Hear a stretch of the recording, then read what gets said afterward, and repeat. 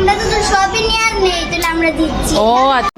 Tiffin টাইমে হঠাৎ চোখে পড়লো বালিকা স্কুলের মেয়েরা জুতো দিয়ে কি যেন একটা খেলছে। তো আমি আসলে এই ধরনের খেলা কোনো দিন দেখিনি। তো ওদেরকে জিজ্ঞেস করলাম যে এটা কি খেলা খেলছো তোমরা। ওরা বললো যে জুতো চোর, মানে জুতো চুরি করা। পরে আমি আসলে কিছু বুঝতে পারতেছি না, দাঁড়িয়ে দাঁড়িয়ে দেখলাম। ওদেরকে জিজ্ঞেস করলাম বারবার যে এটা আসলে আমি কিছু বুঝতেছি না, একজন করে আসছে দৌড়াইয়া, তারপর জুতো চুরি করে নিয়ে যাচ্ছে।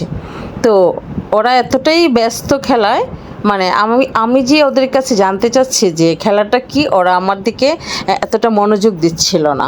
তো শেষে আমি কি করব, ওদের খেলাটা দেখতে থাকলাম। একজন এসে বলল যে আমাকে পরে বুঝিয়ে বলবে। তো সেই আশায় আমি ওদের খেলাটা উপভোগ করতে থাকলাম। তো আমার সাথেও আপনারা দেখুন একটু একেবারেই অন্যরকম একটা খেলা, আর দেখি ওরা আমাদেরকে কি বোঝায় যে খেলাটা কিভাবে খেলতে হয়। আপনারা আমার সাথেও শিখে নেন কিভাবে জুতো চুরি খেলা খেলতে হয়।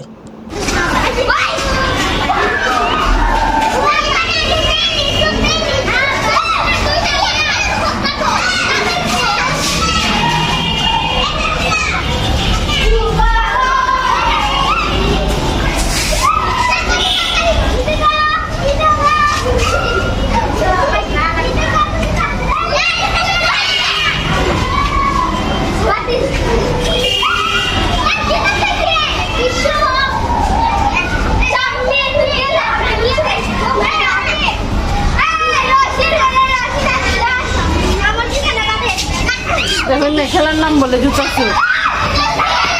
কেমনে খেলে?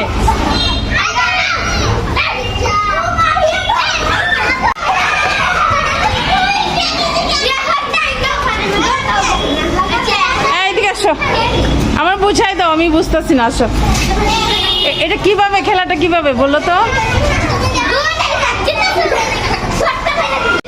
এই জুতা তো সব খালি হয়ে গেছে, এরা কই নিছে জুতা? দেখে নিয়ে তারপরে কি করবো?